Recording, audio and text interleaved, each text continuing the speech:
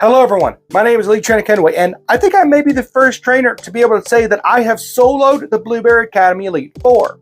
For those of you who may be new to the channel, I spent a good chunk of 2023 on a personal challenge. I received a female Charmander from Professor Oak in Pokemon Leaf Green and named her Atsuko after the artist who designed the Charmander line, Atsuko Nishida. I then trained up my Atsuko and took her through a run of dominance over the Pokemon world's greatest trainers. Atsuko and I ran solo through the Indigo League in Leaf Green, the Sinnoh League in Platinum, the Unova League in White, the Kalos League in White, the Hoenn League in Alpha Sapphire, the Alolan League in Ultra Sun, the Galarian Star Tournament in Shield, and finally the Paldean League in Pokemon Violet. And so, that was it. Atsuko and I were now world champions who have beaten the very best trainers the Pokemon world had to offer. Then the Indigo Disc DLC was announced, and with that, a new Elite Four challenge. Unfortunately, every battle in Blueberry Academy takes place in the doubles battle format. So that presented a problem. How could I solo doubles battles? My compromise? I took a Gyarados and bred down 5 level 1 Magikarps to take into the battles with me so that I could get as close to a solo run as possible. And so with that solution in mind, on a live stream on December 19th, I headed for our first challenger, Crispin. My first thought was to Terrastalize Dragon type because fire types do less damage to dragons, and my first attempt against Crispin made it painfully obvious that a Dragon Terra Crown would not work.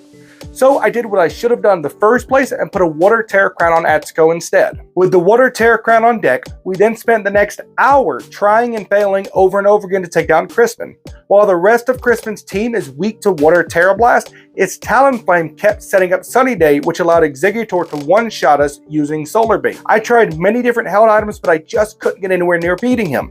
Then it finally happened. We hit Rotom with a Water Terra Blast, taking it out, and then on the next turn, Exeggutor failed to use Protect, so Atsuko knocked it out using Fire Blast. And I knew that this was going to be the magical run. We then knocked out Talonflame, ate a Thunderbolt from Magmortar like the champions we are, then healed up, tanked a few more hits, healed up again, tanked a few more hits, and waited for an opening.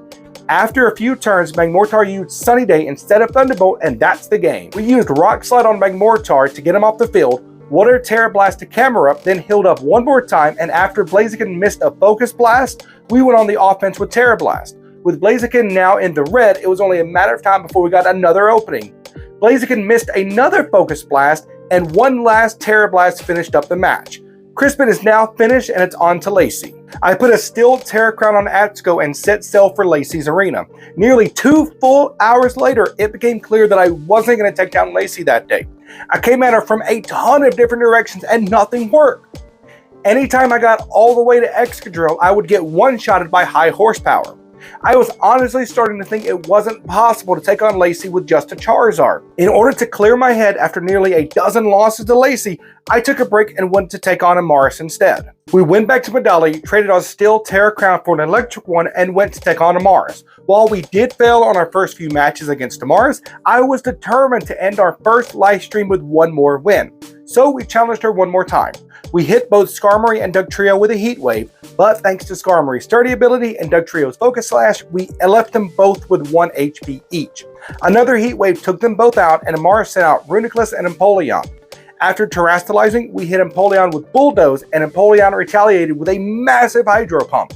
After spamming Full Restore to outlast all 5 Hydro Pumps, we went on the offense.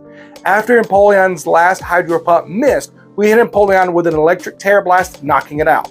A quick Heat Wave then knocked out her Scizor, and that put us staring down the barrel of Reuniclus and Metagross. After another Full Restore, Metagross Terrastalized and hit us with Zen Headbutt.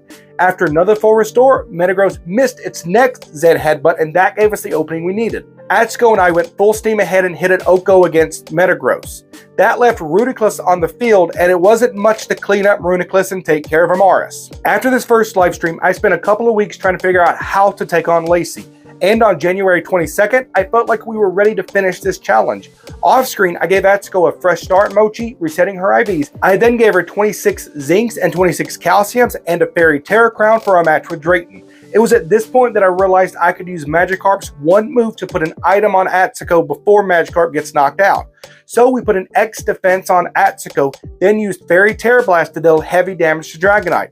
We then put another X special defense and then 2 X special attacks and 2 X speeds on Atsuko. Once we had a handful of X items on deck, we went on a rampage. Atsuko Terra Blasted Dragonite into Oblivion, then took a Haxorus down to 1 HP with the next attack. We then hit Haxorus with a second Terra Blast, knocking it out. Flygon took itself out with its Life Orb, and Sceptile used Dragon Cheer, allowing us to strike again. We OHKO'd Kingdra with Terra Blast, and that put us up against Sceptile and the extremely dangerous Archaludon.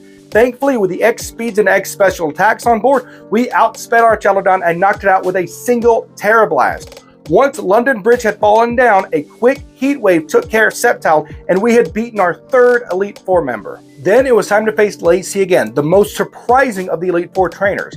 I gave Atsuko another fresh start mochi, then fed her 26 calciums, 26 irons, and gave her back her Steel Terra Crown before fighting Lacey.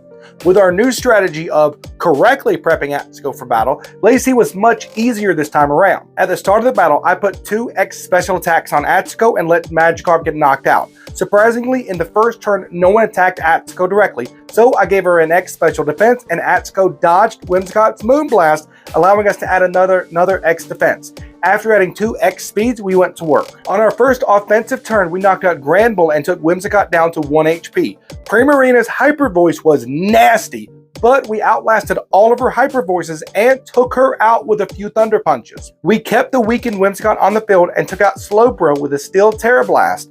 Another Terra Blast took out Alcremie, and another Terra Blast knocked out her Terrastalize Excadrill. We then hit Whimsicott full force and successfully soloed the last member of the Blueberry Academy Elite Four. But as you guys know, that's never the end of a Pokemon challenge.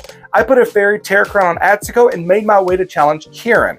Kieran proved to be much more difficult, but not impossible.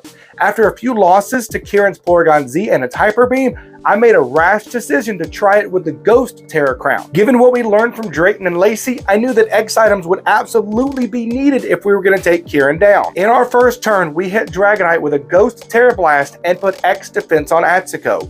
Dragonite's Breaking Swipe proved not to be too damaging, so we healed up and put more X items on Atsuko. This match took a long time to set up, but it was well worth it. With 2 X special attacks, 2 X defenses, 2 X speeds, and 2 X accuracies on board, Kieran was no match for Atsuko. We healed up to get back to full health and then swept Kieran's entire team. A Ghost Terra Blast KO'd Dragonite, then a Focus Blast one-shotted Incineroar, and at that moment I knew the game was set. Jordan fades back, swoosh, and that's the game! We outsped Porygon Z and KO'd it with another Focus Blast, then chipped a little damage to Grimmsnarl with Earthquake. We then knocked out Grimmsnarl, and Kieran terastallized his Hydrapple, only for its Fickle Beam to do less than half damage. This gave me the opening to one-shot Politoed, and after one last full restore, we blasted Hydrapple with one final Heat Wave and ended Kieran's entire career. This son of a bitch pulled it off!